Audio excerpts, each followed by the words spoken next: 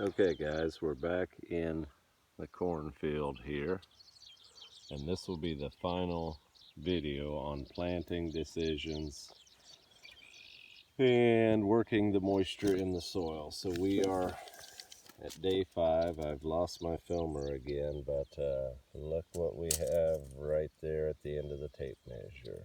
There's one. Hard to see my screen here. There's 2. There's 3. There's 4, there's 5, there's 6. Well, it's hard to run that tape measure.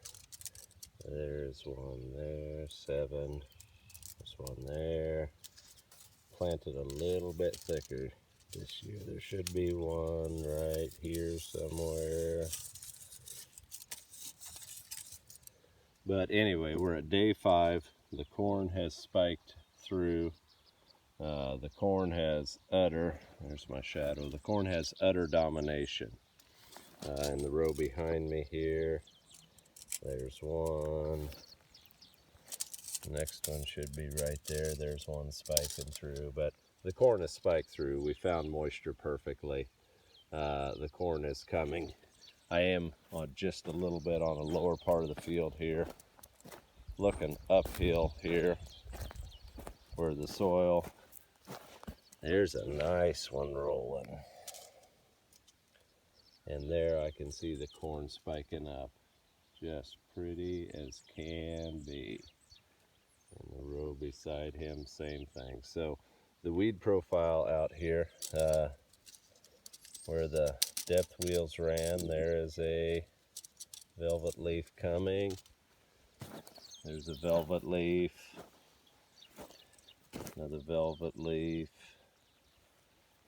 There's a cluster of velvet leaves. That's probably, and there's the rest of the cluster. That's probably where one went to seed last year.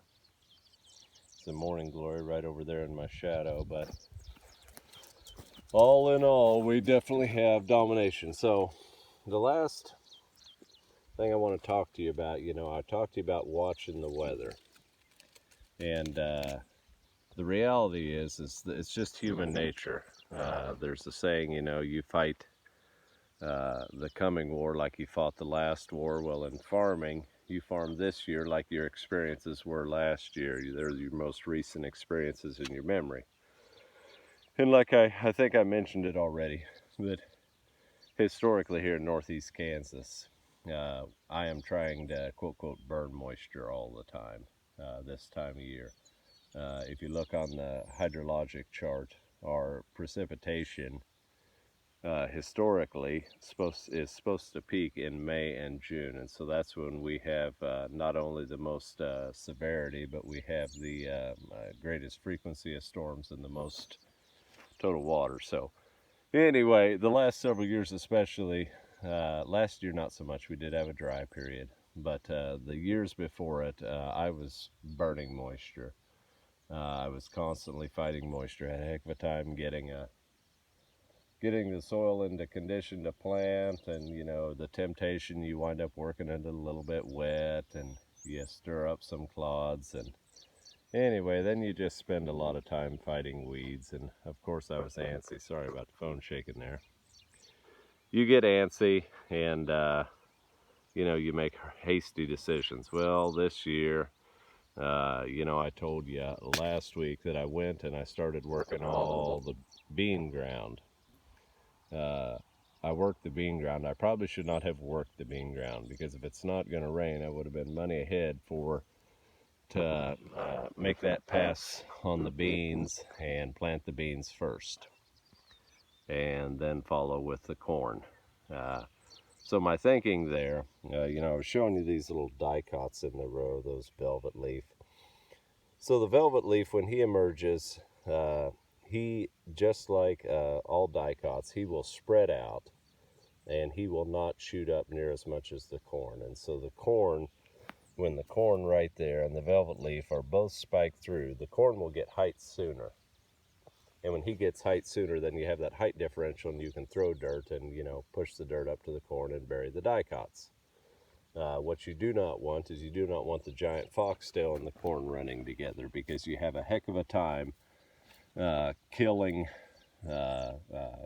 foxtail and corn if the foxtail's running right with corn. Well, it looks like in this field I don't see a single sprig of foxtail, and that's just because of the moisture. Some of the dicots, they were able to come from, I showed you that first night, the moisture in the row was half an inch down, and so the velvet leaf and some of the morning glory can come from that depth. But the foxtails in my bottom ground, my weeds, my primary weeds are morning glory, velvet leaf, cucumber, and giant foxtail. But the giant foxtails didn't have enough moisture to even germinate and come. So anyway, I'm kind of rambling a little bit, but what I wanted to say is that corn, if it emerges, it will get the jump on those dicots. And these few dicots that I have out here, when the first cultivation comes, the corn, a week from now, that corn will be, I don't know, maybe 5 or 6 inches tall. And the dicots will still be piddling around in that 2 to 3 inch height. And so there is a definite height differential, and they will be readily killed. On soybeans, your thinking is a little bit differently. Beans take a little bit more moisture to get through the soil, and so you have to plant them just a little bit shallower. And your interval from the last rain has to be a little bit tighter. You don't want the soil to dry out too much. In these conditions that I had when I planted corn, if I would have been planting beans, they would have popped through here perfectly and everything would have worked fine. And, I kept planting corn last week and finished up on Friday. But I probably could have planted soybeans Tuesday, Wednesday, Thursday, and then switched to corn and done corn, Friday, Saturday, and Sunday today. And manage the moisture a little bit better. Beans take a little more moisture to germinate. Corn is a little more forgiving. It can take a little bit less moisture. You can go in a little bit deeper and it will still poke through when you have excellent tilth.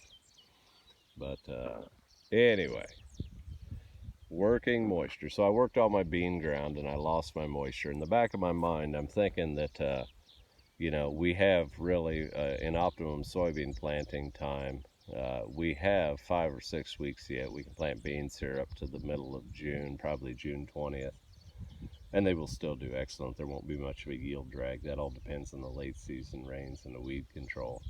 But so I was thinking to myself that, surely sometime in the next 5 weeks we will get another rainfall event. There's Claire way across the valley there on her horse, going for a horse ride, and there's the cows. It's cooling down in the evening and the cows are finally coming out of the trees. They've decided it's time to go get a drink and start grazing again. Anyway, I'm rambling. The beans, they need a little more moisture to get through. The corn will give you that height differential, and you will be able to easily clean that up on the first cultivation. And you have to watch the weather, and you have to be in tune with what is going on, and you have to, weather patterns change, but so many of the things that we do, the school, like I said in that video, the school of hard knocks, or just experience, being able to read what is going on. And I knew a month ago the tile lines in the bottom here stopped running. Well, they actually probably stopped before that, but when I was doing my first checks as the frost was coming out of the ground a month and a half ago, I saw the tiles were not running, and so that meant that the subsoil moisture was gone and we were kind of on a cash and carry basis. And so I have switched into drought mode. I have culled some cows and done some other things, shifted some stuff around, changed some of my planting intentions, increased the sorghum that we're going to plant this year. But I did change my tillage regimen, tweaked it from what I would normally do. I seriously pursued, and like on this corn, I did accomplish a primary seed bed with 2 passes, with 2 primary tillage passes. But the other day I was thinking, they were calling for small chances of rain all week, and so I kind of panicked and I went into that bean ground, and then instead of being patient and waiting and getting the planter ready, I spent 2 days working bean ground. And probably would have been better to stay in the shop those couple days and then just start out planting beans right away. So anyway, so many of the things that we do are trial and error, and learning and experience. But I guess the overall thing is patience and experience, patience and experience, and being sensitive to the environment around you. As an organic farmer, you have to be a student of Mother Nature. So that's the end of the videos on planting decisions, guys. Thanks. Talk to you later.